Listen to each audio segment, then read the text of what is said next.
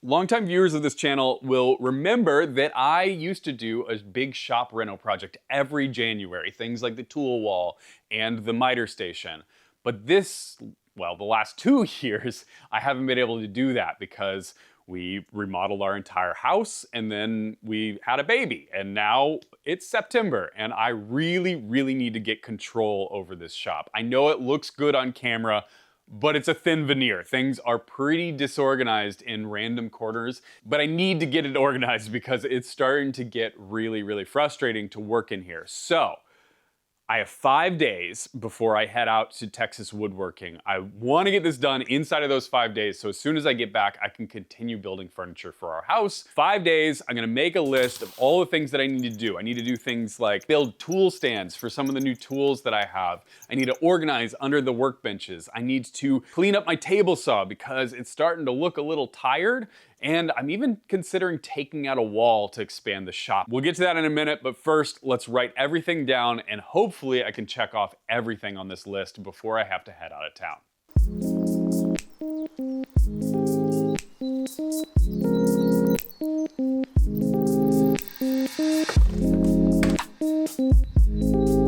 All right, I'll be perfectly honest, that's way more than I thought I would come up with. First, I'm gonna start with something that I think is a quick win. One corner of this workbench has never been organized at all, and it's a total mess. It just catches a whole bunch of stuff, and now that I know how I'm using this workbench, I think I could design a really cool organizer for it that will make a lot more sense than what's going on right now.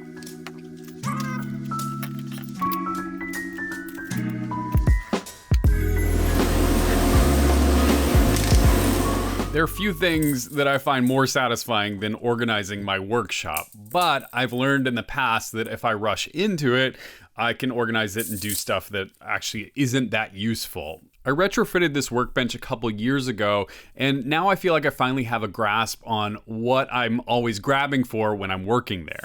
I took some basic measurements, and that was enough to figure out what size cabinet I needed, and then started breaking down some sheet goods. I cut out the top as well as the sides, and once those were to length, I could figure out what the bottom is, which is gonna be inset. And to do that, I stack up the 2 sheets of plywood that I have on the edge and just measured the difference. For the bottom, I don't wanna use too much material, so I'm just making some thin strips that are gonna bridge the gap. So my concept is this low cabinet that's low enough that my holdfasts won't bottom out when they go through the dog holes. I also want to have some drawers that are gonna hold my growing collection of hand tools, as well as an open set of shelves where I can store some commonly used finishes. I'm using pocket holes to hold everything together. This is a really simple way to assemble things. You know, these don't have to be fancy, they just need to work. You'll notice this channel that I cut in on the back third of the cabinet. This is because I realized that I have 22-inch deep drawer slides, and that left about 8 inches on the other side that I can just use for open shelving. I attached that bottom piece, that thin strip that I cut before, slide in a back panel, and now I can drill out for some shelf pin holes. This is gonna allow me to adjust those shelves as needed. For now, I'm gonna put in some excess finishes back here, but I could see using this for more hand tools or all sorts of things, so the more flexibility, the better.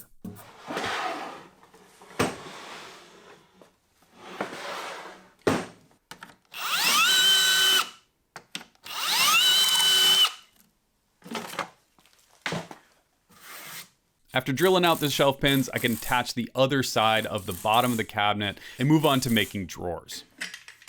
I cut a bunch of strips down to length, and while I hope to get 3 drawers out of it, when I remeasured, it looks like I'm only gonna get 2. And here's something I would normally hide from you guys, is that this shop is so full that I keep having to move tools around. Shaper Bench Pilot does not have a home right now, and this is a big reason I'm doing this shop reno. I need to find a home for that, as well as a couple other things. The festival that I'm going to at the end of the week is called the Texas Woodworking Festival, and it's in Austin, and it's been going for several years. I have never been. I'm super excited about it. Some of my favorite woodworkers are gonna be there. Many of them are teaching classes, and there are also a bunch of tool makers that are gonna be there. And I know myself, and I know I will probably have to buy some cool stuff while I'm there. So it's a good thing that I'm building some fresh drawers to fill up when I get back. For these drawers, I'm keeping things dead simple, and I'm just using glue and nails. There's no rabbets or any fancy joinery, just a butt joint, and then I'm gluing the bottom panel onto it directly and nailing through. Since that bottom panel is a 1/2 inch, I think it's gonna be plenty strong enough for the tools I'm gonna store in there. Moving on to the slides, I'm using Rockler centerline slides with soft close. These are the same ones that I used on the miter station, and they've worked great over there. These are left over from that project, and it's a great chance to use them up. I think the key to good drawer alignment is spacers. And so I've got some 1/4 inch spacers underneath the first box when I lay that in, and then I screw it in from the outside. And then I put some 1/2 inch spacers on top of the first box, slide the second box in, and then I pull out the slides and screw them in from the outside. This kind of idiot proofs the installation process, and I get consistent results really quickly every time. Moving over to the table saw, I have to move bench pilot again, and then I can start milling up drawer fronts. The drawer fronts get cut to the same width as the cabinet, and then I add in an 1/8 inch space in between on top, bottom, and the middle, and then I can attach some drawer pulls to the back side. Once those are attached, I can attach them to the drawer body. I space it up an 1/8 inch, clamp it onto the front, pull the drawer out, and screw it in from the back.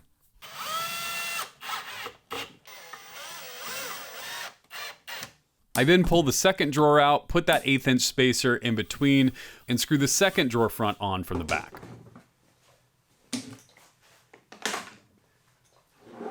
And that's the best way that I know how to make drawers super quickly. Now let's see how it fits.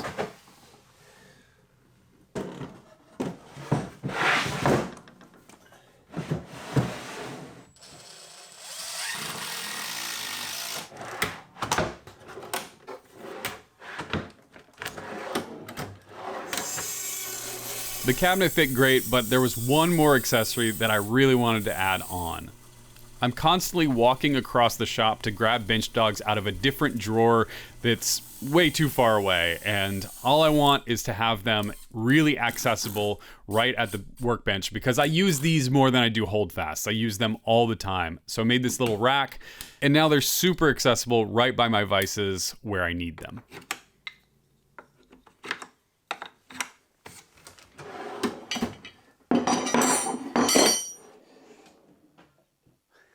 That's pretty nice.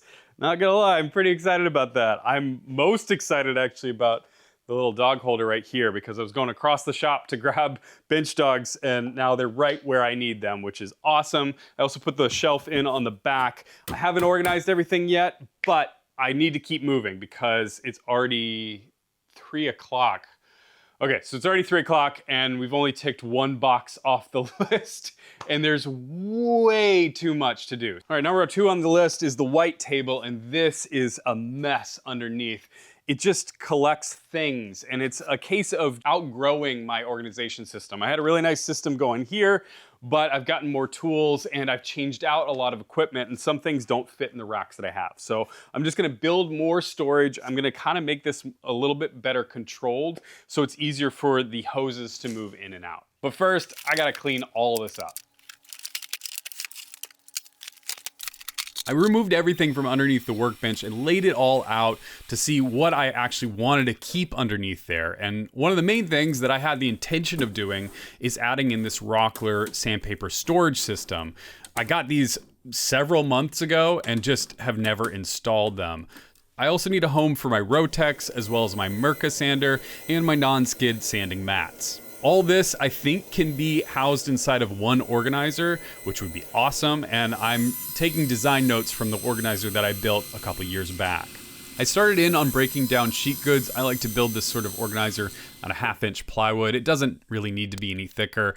And as I was going, I was noticing that the day was getting later and later until my wife and daughter walked into the room, and I had to call it a day.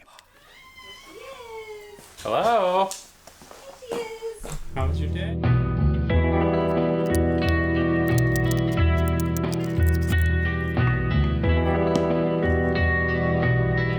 Day 2, it was nice to walk in the door and have a little more of a plan. I basically had this designed and cut out already, so all I had to do was glue it together. I make these kinds of organizers all the time where they're just sort of puzzled together out of different bits of plywood. I like to kind of double up the plywood and make slots that way so I don't have to bother with the router or the table saw. It's a really quick way to build these organizers and customize your shop for your own tools. I drilled 2 3/4 inch holes in the side panel and used that to cut out a slot on the bandsaw with nice round corners. This is going to be the side panel that allows the cords from the Mirka sander to pass through without getting bound up. I glued the side panel on as well as a back piece, and I know this looks confusing right now, but I promise it's all going to make sense. I also nailed in this little stopper that's going to prevent the sandpaper storage system from being pushed back too far. I scoured every corner of my shop and found all the sandpaper I had and was able to put all of it well organized into this sandpaper storage system. I'm stoked to have it all in one place.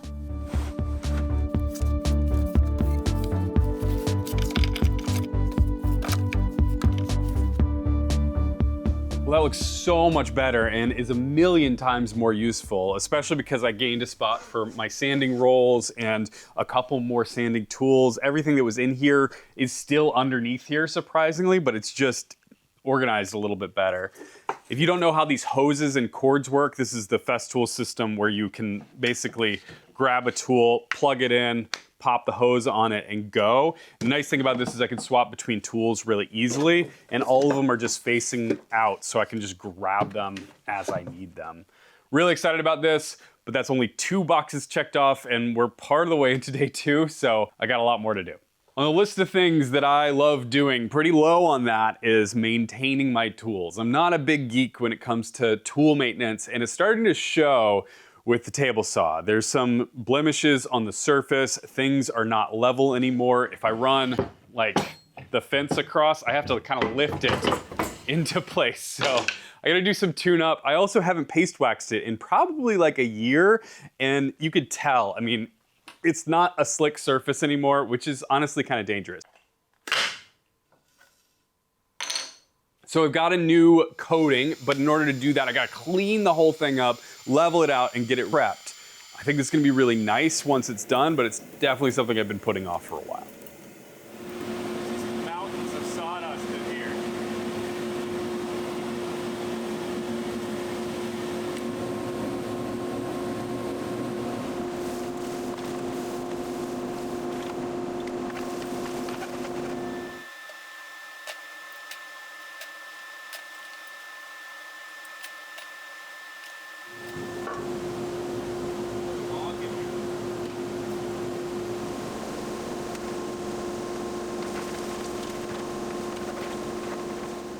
Okay, I got the saw all cleaned up, and real quick, I wanted to address the leveling issue, and I've also got a little bit of an issue with the cabinet that I built to go under here. This is a cabinet that moves along with the saw, and I retrofitted it into here.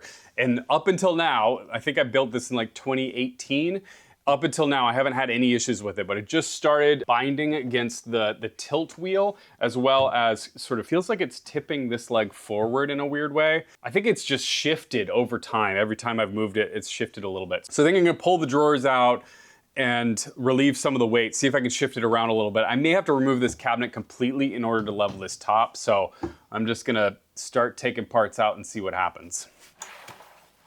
Since I do sell plans for this, as well as the outfeed table, I like to be transparent with them and let people know if there are any problems. Oh, there's a lot of weight in here, Jesus. And so far, this is the first problem that I've had.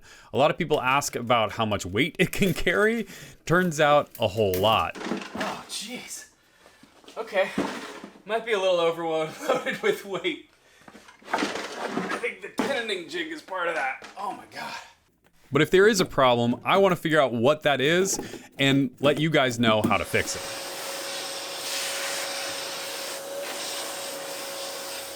All right, one thing that I'm noticing is that this bolt is loose to the touch. So I think this handles some of the leveling, but I think I gotta loosen up the bolts here too. Then I can drive it up in, level it out, and then tighten these back up. That's what I'm gonna try and do. Yep, that's doing the trick.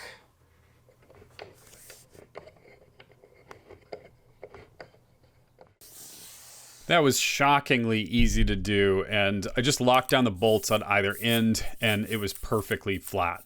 Now, I've got the same issue on the other side of the table, just not as dramatic. The two pieces of cast iron have sort of shifted in the front, or I never set it up properly to begin with. So again, I had to detach some stuff, loosen some bolts, and then tap it up so that it was at the right height.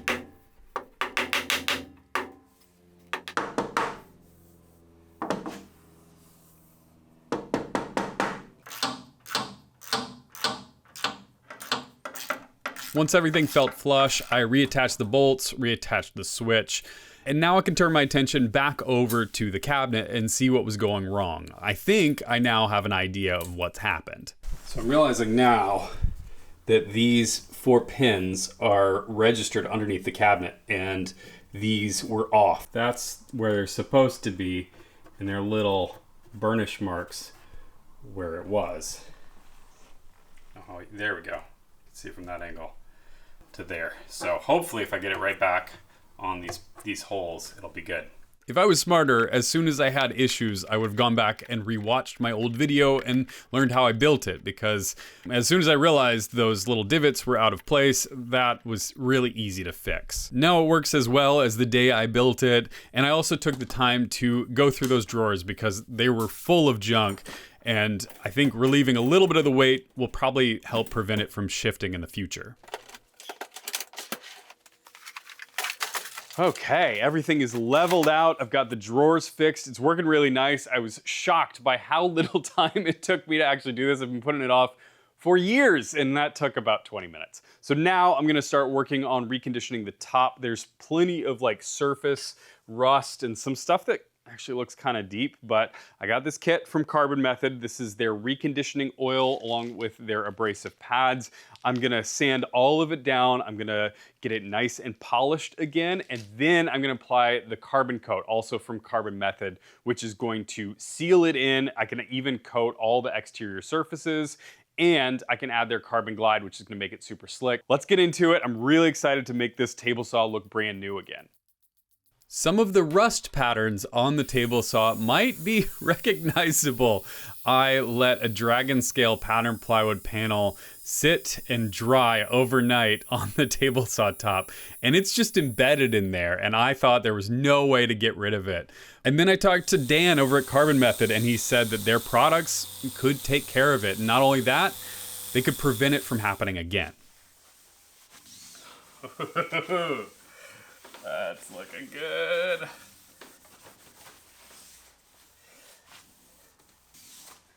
That's only the first grit. The other thing that I thought was that my table saw top isn't that dramatically rusty, and it may not show on camera how much it changes. Man, was I wrong. Once I went through all 3 grits, the table saw started looking brand new again.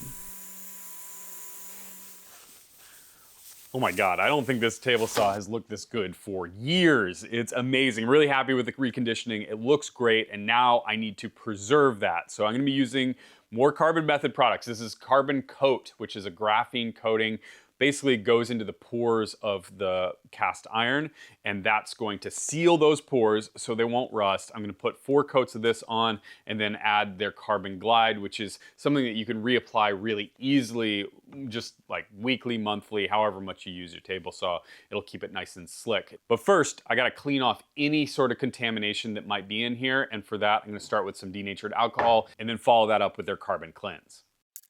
Dan and his crew have a bunch of great tutorial videos over on their YouTube channel, so if you want more details on how to apply carbon coat, go check that out. Basically, you work in quadrants across the table saw, and you wipe it on, wait 60 seconds, level it out, wait another 60 seconds, and then buff it off. Once you're done with one quadrant, you move on to the next one. The process is extremely satisfying because the table saw just starts looking so good. I spoke with Dan. If you guys are interested in doing this on your table saw, he has offered a 10% off code if you use Alm Fab at checkout. There's links down in the description below.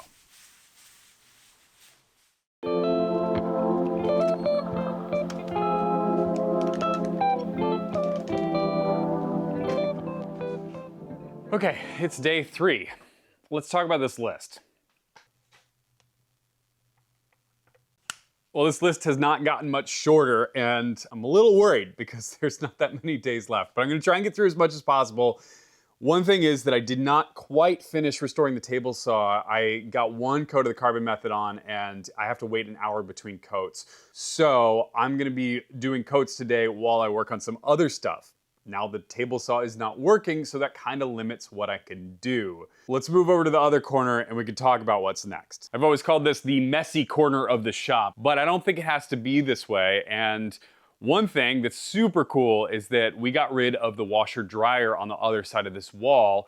And I was looking at this other day and noticed that the header extends all the way back into the corner. So there's actually no reason why this doorway needs to be so small. So my plan is to actually expand the shop into this room and take this wall out. And this will be a new space. And I'm thinking that this will be the home for my Shaper Origin and kind of a CNC corner. I'm gonna start tearing out this wall, removing these racks, which have been here from the very beginning, and seeing how much I can get done today while I put coats on the table saw. There's not many parts of my shop I haven't updated, but this one corner has not been touched since I started making YouTube videos. And that's mostly a testament to the fact that it's been very useful and it houses a lot of stuff in a very small space. That said, I am excited for the change because I really want to expand this doorway, make it feel a little bit more open. It'll of course give me a space to put the Shaper Origin, but it's also going to just change things, change the look of my shop, which I like to do every once in a while because I spend so many hours in here that I'm always looking for something a little bit fresh and a little bit new. Totally forgot this thing was back here. Impulse buy from Second Use. It's a damaged control phone off of an old ship. I need to find a good spot for that. I removed the phone, removed this unnecessary stud, shut off the water, and drained it. With the water out, I cut the PEX and removed the drain pipe. There's a lot to do today, and I need some reinforcements, and it was at that moment that Amanda showed up. Oh, hi. Hi. How's it going? Oh, look at that. Yeah, it took out a wall. Awesome. Oh my God, I'm so excited. They look so good. Oh, they did an awesome job. I know. Wow. So this is Amanda. Amanda has joined the team here on Alm Fab, and she's helping out behind the scenes. She may have answered some of your emails already. She's also helping out a ton with the Patreon, and this is the new print. This is the new tier. She just picked them up, and they look awesome. I'm so cool. So excited about it. So we're gonna be doing a live, right? Yes, September 26th, 10 a.m. Pacific Standard Time. Sweet. So she's coming through all your questions and everything like that. It's gonna be open to everyone. The first one is open to free Patreon members as well as paid Patreon members. Yep. And we're gonna be talking about the topo tables. We'll talk about this project and answer everybody's questions. Yeah. But you're also gonna be helping out today on the wall. So let's get back to it. We got a lot to do, doing some plumbing. Sounds good. All right. Pull on that and I'll try and get it from the bottom. There we go.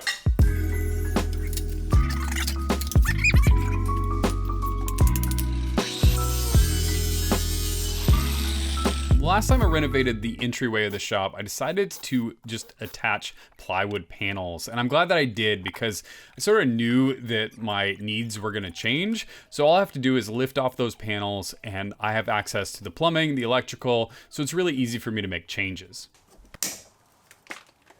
We don't need that. We don't need that.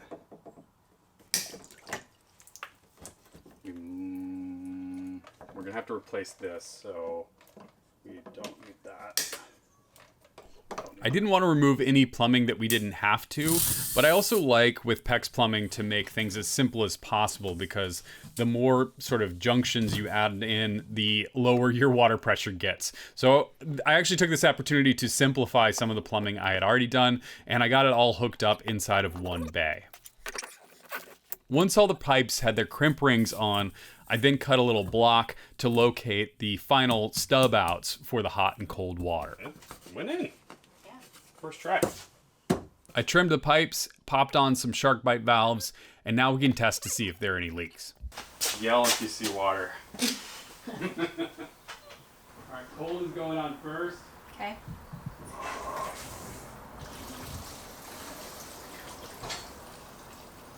All good. All good? Yep. That's the one I was worried about, so the scary one is right here. Yeah. I don't feel anything. I think we did it. Woohoo! Nice work. Thanks. Thanks for the help, that's awesome.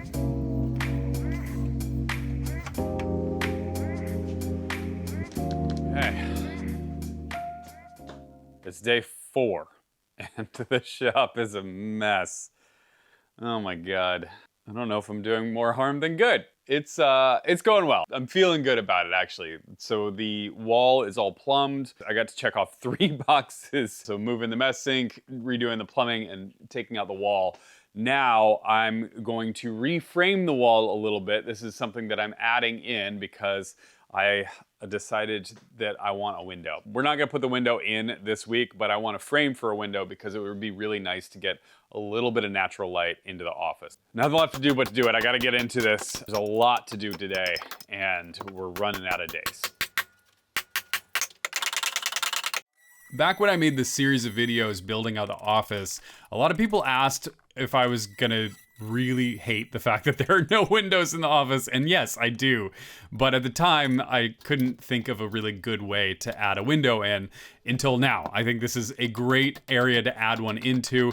It wasn't too hard. I just had to make a header. I had to cut out a couple studs, remove the fire blocking, add in 2 jack studs, and I like to add these in super tight, hammer them home so that I know that they're taking the load. And then I added the fire blocking back in. Really, this was just a couple hours in the morning. And eventually when I get the window to go in there, it'll be so nice. I took the old washer outlet, moved it up high for the router, added in 3 more boxes into the corner, giving me plenty of power so when I add new tools in, I don't have to worry about it. Then I added back in all of the insulation, and before I knew it, I had a wall that was ready for sheathing again.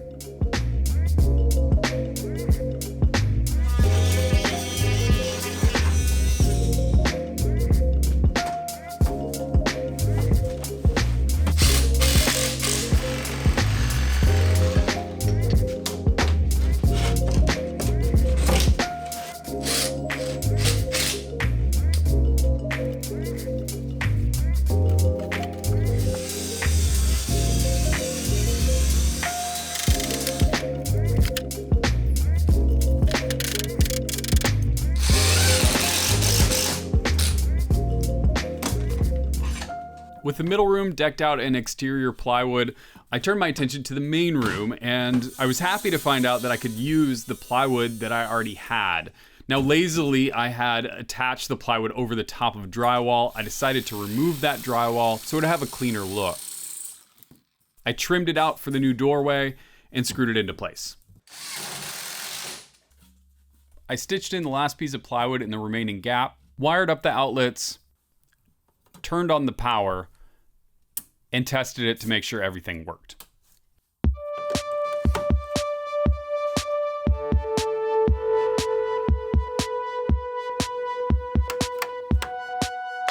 All right, it is day 5. It's the last day.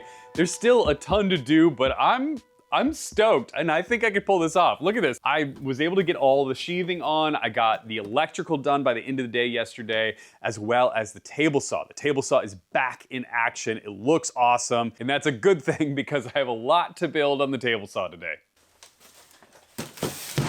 But before I could start building, the sink arrived, and I need to install this beforehand so I can know where to build the workbench that I want, as well as some shelves.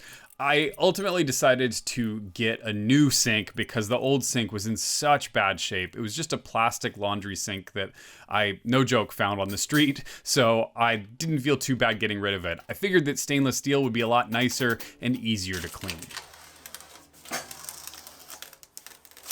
Next step was to plumb the sink, and I had this left over from the laundry drain. So I just tapped into that, and I left the ABS on the outside of the wall. It's gonna be behind a workbench anyway, so I figured this would just save me a bit of time. The P-trap and the water lines went in super quickly, and then I could test it out.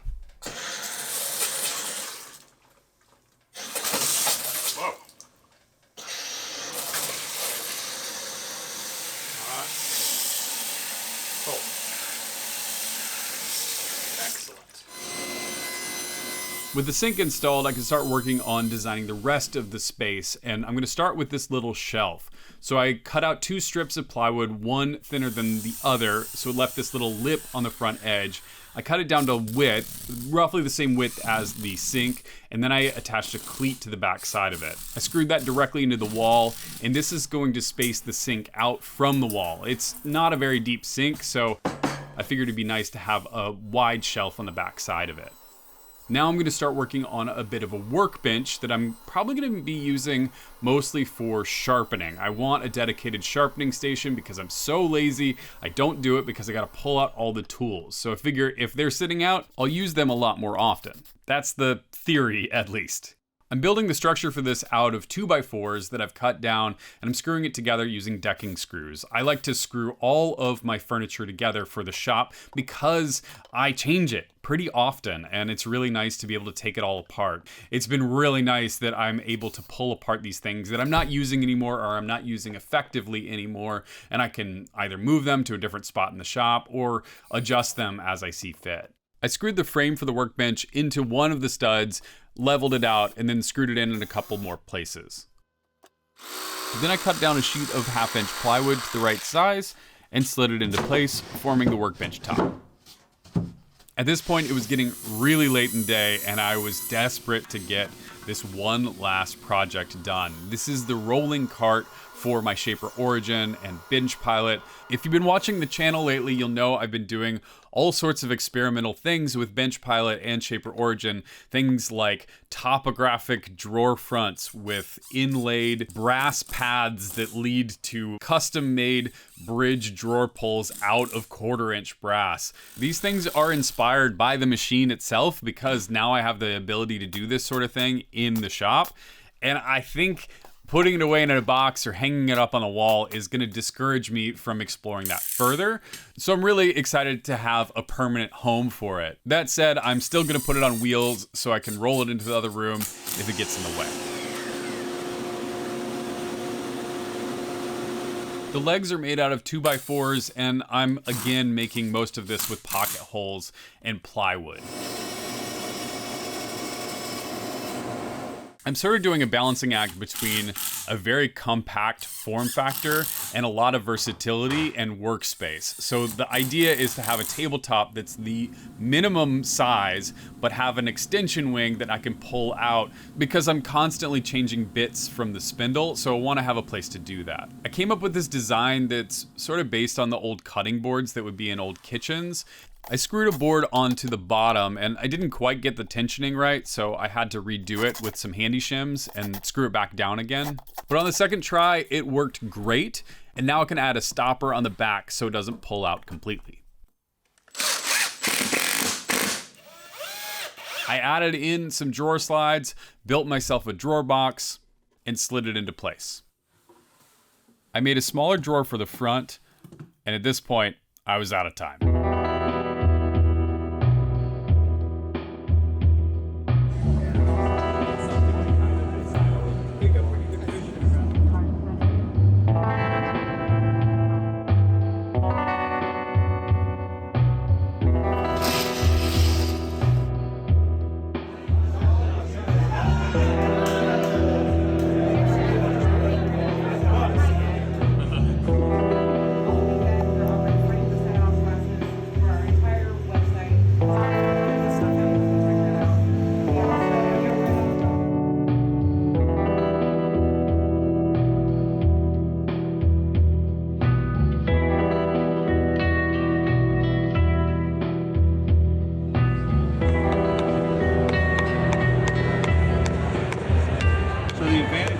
That I'm listening and I'm feeling when I'm tapping it, so I can feel it's a little loose over here, a little tighter over there, but like I said, doesn't fit, don't force it. Just get a bigger hammer.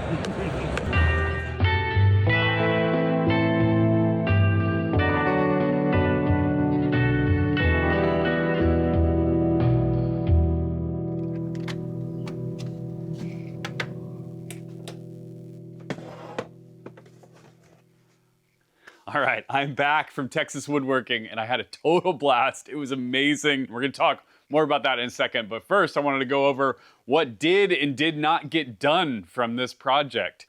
I was very close to getting the cart done before I left. The only thing that was left was wheels. I hadn't put wheels on it yet. So I screwed on the wheels, flipped the cart over, rolled it into place, and then kitted it out. I've attached bench pilot to it, and I'm super happy. My favorite feature is this extension wing out here. It's gonna help so that when I have to change bits on the spindle, I can change bits over here and then pop it back in. And then I can put it away if I need to access to the garage door or anything like that. It also has this extra deep drawer, another 22-inch deep drawer, as well as a drawer on this side that houses like tape and extra bits and stuff. The next thing I worked on when I got back into town was this. It's a little storage system that's also a leg for the workbench. The workbench was a little bit springy in this corner. There wasn't enough support, and I figured it was a good chance to add a little bit of extra storage as well as organization of some of my sharpening equipment, which is the main thing that I plan on using this workbench for. So I'm sure a lot of you will be able to relate to this, but I don't feel confident sharpening, and I have mixed success with it. And I have bought just about every sharpening tool there is out there. I want to find my system. I want to get used to it, and part of it is that I just don't have a dedicated workspace for it. And so this workbench is intended as a place for me to sharpen my tools. I have the Tormek, I have my water stones, my diamond stones. Down here I have all of the accessories that come with the Tormek, and I'm still working to figure out my system, but I'm hoping that this is the step that I need to get used to sharpening and start to enjoy sharpening. One of the most unexpected areas that I found storage in was this little cubby here. This is actually the framing of the wall, and I just surrounded it with plywood. I haven't had a chance to drill the holes for the shelf pins yet, but eventually it'll have a series of shelves in here. For right now, it's holding my bit cleaner, which has been looking for a good home, and it's the perfect size. My buddy Drew Witt was at Texas Woodworking, and he has an accessory that he sells that solves one of the problems on my list. These are holsters for drill batteries that screw into the wall. I got them from Milwaukee as well as Festool, and these are gonna make cleaning up that corner a whole lot easier. So after one day back from Texas Woodworking, the only things that I have left are plywood storage and build storage underneath the drum sander. I didn't have time for the drum sander, and the plywood storage is something that I'm debating about whether I want or not. So the plywood storage was gonna go behind Shaper Origin right here, and I was gonna bump it out about 8 to 10 inches. But the more I get used to this really wide doorway, which I love, the more I think, I don't know if that's such a good idea. So jury's still out on that. I could use more storage for plywood, but for now, I'm just gonna let things be. Across the board, I am thrilled with all the improvements to the shop. I love the new space, and I love how much the table saw got tuned up. At Texas Woodworking, I got to meet the Carbon Method folks and talk to them about a whole bunch of other products that they have. They have some cool stuff going on, and I told Dan how good my table saw looks. Been using it the last few days, and that Carbon Glide lives up to its name. This table saw has never felt this good. So thanks, Carbon Method. I highly recommend them.